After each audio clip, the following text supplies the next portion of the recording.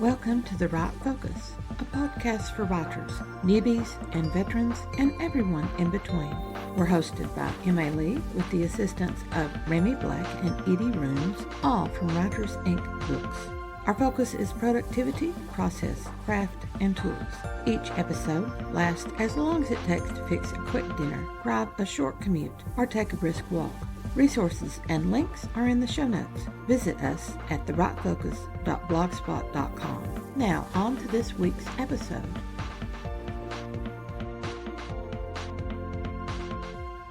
When we live our life in the present, being in the moment, we can develop a love-hate relationship with people and things we encounter daily. We don't love to hate these. We love them at some times, while at other times we hate them. We may happily encounter and deal with them. Then, on a day not too far away, we groan and say, "Not today, please, not today." That contradiction, that contrariness, is ingrained in our human nature. We aren't changing our minds. 5 days from now, love will reemerge. When someone reminds us, "You said you hated thus and so," we retort, "When did I ever?"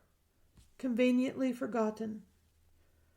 Our mood creates this changeableness, variable as the wind, flitting from idea to thing to person and back, like a whirling spiral of leaves torn from autumn-changed trees. As writers, we work to keep the predominant mood of a work. We don't wish to confuse a reader. That contrariness in a character can be frustrating. In longer works, like 3-act plays, memoirs and biographies, philosophical treatises, novels and novellas, we will gradually shift a dark text to a brighter one, or vice versa, offering hope to characters and readers. Shorter works, blogs, poems, stories, they're better with one mood rather than a shift. Although a cycle or a calendar of poems or posts or stories can work through such a shift. That psychology of shifting mood counts as lesson 1 for all writers. Manipulating mood to manipulate our audience. Whatever we call it, mood or tone or atmosphere, we use it to build an impression in our readers' minds. The strongest tools to create mood are imagery and connotation. Imagery is simply descriptive details with the 5 senses, of which our primary is the sense of sight. Sound is second, with touch a close running third. Taste and smell are the final 2, and the hardest to write, simply because we have a tendency to overwork the same descriptive words, like sweet, savory, tart, and salty, or smoky, acrid, floral, and musky. We work to use common descriptors that will connect with readers, the heavy attar of roses versus the bright sweetness of honeysuckle, the dark depth of chocolate versus the sour tang of a lemon. Connotation is the other mood-changing tool, easy to use, but a little more involved to explain. Let's start with the word match for connotation, which is denotation, which means dictionary definition, the flat facts of a word's meaning. Connotation is the mental image we associate with the word. Think old furniture, used versus antique. Antique furniture is prized, kept clean and polished, and pristine. Used furniture may have scraped paint or peeling veneer, be dusty and cobwebby, and needs a good scrub before we bring it into the house. The difference in words that mean the same, yet creates a feeling, that's connotation. Slender versus skinny versus gaunt. You're seeing 3 people now, aren't you? One shining with health, the other real thin with loose clothes, the third with bones sharp under flesh, all with a single word. Our job as writers is to find the word perfect with the help of connotation. I sometimes think writers write with paint. What color is an autumn wood, while artists paint with words? How coral pink is that sunset? Which green is that moss? Let's call imagery and connotation lessons 2 and 3 for all writers. All this mood created by imagery and connotation is the focus of our 2 poems for this episode, a dark poem and a bright one, displaying each poet's artistry with words and mood creation. Both are classified as nature poets, one American, the other British. Robert Frost, 1874 to 1963, and John Clare, 1793 to 1864. Frost is a longtime love, for every poem of his reveals human character through an aspect of nature. I didn't know John Clare. He wasn't part of my studies of English literature. Quite frankly, he's a serendipitous find while looking for a companion November poem. I like him well enough now, after one taste of a single dish, to try a whole repast of Clare poems. Shall we begin with our Frost poem? It's a classic, one of the major, though not considered significant. A lovely poem without being too intellectual. Oh, that's a tip for writers building a body of work. A corpus. Ding, ding, ding. Lesson 4. That one snuck in, didn't it? Our lovely poem is Frost, My November Guest. My sorrow, when she's here with me, thinks these dark days of autumn rain are beautiful as days can be. She loves the bare, the withered tree. She walks the sodden pasture lane. We have personification of sorrow, the guest who comes in November to stay, awakening our eyes to new sights we might have overlooked if she didn't point them out. The first stanza gives us the rain-wet, drenched countryside, sunlight barely coming through the heavy clouds. Frost has chosen the word perfect to describe his sorrow, the bare, the withered tree, dark days. Her pleasure will not let me stay. She talks, and I am fain to list. She's glad the birds are gone away. She's glad her simple worsted gray is silver now with clinging mist. The desolate, deserted trees, the faded earth, the heavy sky, the beauties she so truly sees. She thinks I have no eyes for these, and vexes me for reason why. The second and third stanzas celebrate absence and nature's tears, and the third stanza ends with a bit of a petulant argument. Sorrow asks, do you not see how beautiful absence and tears can be? And we don't want to admit that. Our description does make them beautiful, though. Not better, but beautiful. Not yesterday I learned to know the love of bare November days, before the coming of the snow. But it were vain to tell her so, and they are better for her praise. The fourth and final stanza reinforces these points, especially the one that even a bare sodden landscape has its own beauty.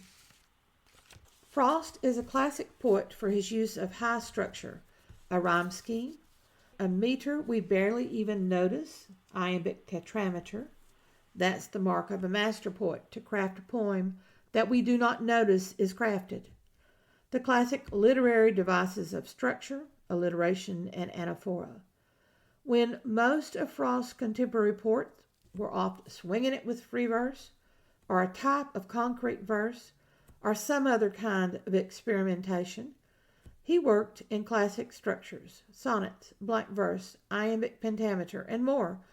I would have loved to track the progression of this poem, from first idea to selection of details to creation of the personification of sorrow and her personality, and on to the decisions on structure, why 4 stanzas, why tetrameter rather than the pentameter. A few lines might have flowed from subconscious creative brain onto paper, but not all of them. You can see this in Frost's forced use of the archaic words feign and the poetic list for listen. That's a process every writer would love to track, not just the poets. John Clare gives us the surprise for this episode. Like Frost, although Clare is 100 years earlier, he's a classic structuralist. We have a 14-line poem, a sonnet, Petrarchan in flavor for its broken octet and sestet. 8 lines, then 6 lines, all of iambic pentameter. But it leans a little into the Shakespearean sonnet form. The octet is actually 2 closely formed quatrains, which we know from the rhyme pattern AB, AB, CD, CD. The sestet is now 3 on 3, but a quatrain with a closing couplet. And the closing couplet is the location of the sonnet's volta, the turning point. This time, a revelatory epiphany, just like Will Shakespeare and John Donne have in their sonnets. Clare's November is a brighter mood. Tame city dwellers might cower and fear at riotous nature, but Clare glories in the wild storms of the month. November. Sibyl of months and worshipper of winds, I love thee, rude and boisterous as thou art, and scraps of joy my wondering ever finds mid thy uproarious madness. When the start of sudden tempest stirs the forest leaves into hoarse fury, to the showers set free, stills the huge swells. Then ebb the mighty heaves that sway the forest like a troubled sea. I love thy wizard noise and rave in turn, half vacant thoughts and rhymes of careless form. Then hide me from the shower, a short sojourn, neath ivied oak, and mutter to the storm, wishing its melody belonged to me, that I might breathe a living song to thee. This time November personified isn't sorrow, but a Sibyl, an ancient prophetess, wild with her oracle of change in human destiny. The Sibyl cares not for tactful words as she speaks for the gods. She's rude and boisterous, with uproarious madness and a hoarse fury. Her wizard noise causes storms in the heavens. He wishes he could rave in turn, with half-vacant thoughts and rhymes of careless form, and mutter to the storm as she does. If its melody belonged to him, then he might breathe a living song to thee. According to Wikipedia, Clare's work underwent major re-evaluation in the late 20th century. He is now often seen as a major 19th century poet. His biographer, Jonathan Bate, called Clare the greatest laboring class poet that England has ever produced. No one has ever written more powerfully of nature, of a rural childhood, and of the alienated and unstable self. I'm not certain Clare is celebrating the unstable self here. It's more that he wishes he could be a prophet of God's, with an arcane message that people would want to hear. As a lover of nature, he must have inwardly wept at the pollution and destruction he saw in the Industrial Revolution. He's echoing Percy Bysshe Shelley here, who said that poets are the hierophants, or sacred priests or oracles, of an unapprehended inspiration, and the unacknowledged legislators of the world. We writers should remember that our words influence our readers. We are the Sibyls, and if our words do not come from the heavens, then we surely pave a path to the nether regions. After all, the pen is truly mightier than the sword, although perhaps not an Abrams tank. We'd have to stir up a riotous storm to know, wouldn't we? Right on. Every writer is after memorable writing, whatever will strengthen our words and ideas so they haunt our audience. We want our audience to return again and again to our writing, either to recapture that original impact or to puzzle out a question that wasn't answered, capture our audience, and they stay with our writing to the end, satisfy our audience, and they seek more of our writing. This is our goal. Win-win, us and them. Our series, Fall into Poetry, would seem to appeal only to poets, but that's a surface glance. We writers can learn from any writing style, poetry teaching fiction, dramas teaching nonfiction, any mix-up we can contemplate. Join the Right Focus all through autumn as we examine great poems that teach a multitude of lessons for all writers. Thanks for listening to The Right Focus, a podcast for writers at all levels, hosted by Emma Lee from Writers Inc. Books, assisted by Remy Black and Edie Runes. Our focus is productivity, process, craft, and tools. Music is licensed through Audio Jungle, called Background Music Loop. Its creator is Alexander Polishchuk, known on Audio Jungle as Plastic 3. The music comes in different iterations. Show notes and resource links for this and other episodes can be found at therightfocus.blogspot.com. Write to us at linkbooks@aol.com when you have questions, comments, and speculations. We will try to answer you as quickly as possible. By the way, we will not mind your email address. That's rude. If you find value in our content, share with your writing friends or write a review. We're small beans here without the advertising budget of the big peeps, and you can make a difference. And whatever occurs, write on.